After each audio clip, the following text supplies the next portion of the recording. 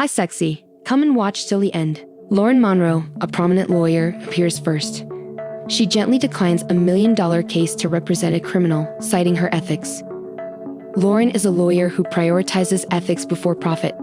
Next, William Monroe, Lauren's younger brother, aspires to be mayor of New York. A reporter tells Lauren the awful news during a press briefing. Next, she is shocked. Lauren, William, their mother Catherine, Lauren's spouse Scott, and Claire attend the funeral. William tells Lauren that their father was proud of her thereafter. They discuss bringing their mother closer. Later, Lauren visits her father's office and recalls how he taught her chess, equating it to life. H.G., Monroe's attorney, comes a week later. Lauren receives $1 million, while William gets $20 million. Police and medical colleges get $50 million. Harold hands Lauren a gift and claims her father left it. She discovers a pen drive and keys inside. She watches her father advise her to speak the truth as she connects the pen drive to her laptop. Lauren discovers an entryway with a lock in the woods. The key from the previous item opens it, revealing steps to a basement. Lauren braves the dark bunker and discovers a guy shackled. When he moves, she flees. Lauren calls 911 at home, but her brother stops her. He wants to give her his portion since he feels awful about the money split.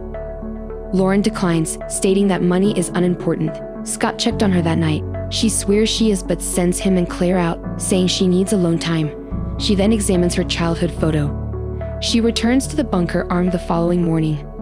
This time, she notices the guy asleep and swiftly collects his fingerprints to identify him. She flees as the guy wakes up, but she returns wearing a mask and asks who he is. He seems to know her birth date, her brother's name, and that she married against her father's wishes.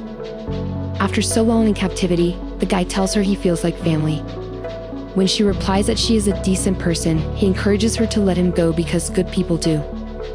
Lauren believes the guy deserves his incarceration, so she investigates. The guy initially orders steak, Caesar salad, and Goldwater, and he ignores Lauren's threat to leave him to die. Since he has the upper hand, she offers him a razor and leaves. When Lauren gets home, she sends the fingerprints to her detective friend Emilio, asking him to gather the information as soon as possible. Then she buys everything the man demanded and heads back to the bunker. After so many years, he finally receives the delicious food and begins to enjoy it with tears of joy. She also gives him a chocolate bar, which makes him cry. He tells her that her father used to bring him chocolate once. He then tells her his history. According to him, he met Archer 30 years ago, and they quickly became friends because they shared 3 vices: gambling, ego, and women. They became business partners, and one night, they had a few drinks together before driving back on their way, when Archer hit a pedestrian and killed him on the spot. Morgan wanted to call the police, but Archer insisted that if there was no body, he would bury it because there was no crime. Archer assaulted Morgan and locked him in the bunker because he was scared Morgan would report him to the authorities. Morgan also says Archer had an affair with Sophia, a lady unlike Catherine. Thus, Archer called her Gypsy. Rose. Lauren does not trust him, so he provides her with Sophia's address to verify. He advises her to ask Harold, since he keeps everything. Lauren is cool despite her incomprehension. She contacts Emilio to check on Morgan Warner. She meets Sophia at the designated location. Sophia tells Lauren that she met her father at a poker game. Lauren asks about a guy in a photo as they converse. Sophia introduces Alex, her son, and Lauren's half-brother. Lauren cries after hearing this. She later confronts Harold about keeping the family in the dark. Lauren begs the lawyer for more secrets. He assures her that nothing can injure her and that he will keep the remainder of the information private. He proposes, and she forgets it afterwards. Lauren later visits her mother, who is preparing for William's election. Morgan Warner is unfamiliar to her mother. William enters with a strained look, and Morgan is upset as he leaves the bunker for the first time in a long time. Scott, Lauren's husband, calls to ask where she has been. Lauren apologizes and hangs up, pledging reconciliation. She then drives Morgan in her direction. Morgan shows her the corpses once they arrive. Morgan smokes while digging. Lauren's greatest fears come true as she uncovers a human skull, proving Morgan was speaking the truth. She conceals the skull and returns Morgan to the bunker. She urges him to put the collar back on, but he begs her not to betray him, stating that as an honest lawyer, she should not be harsh like her father. Morgan then expresses his pain, saying he was unable to see her mother even at her funeral.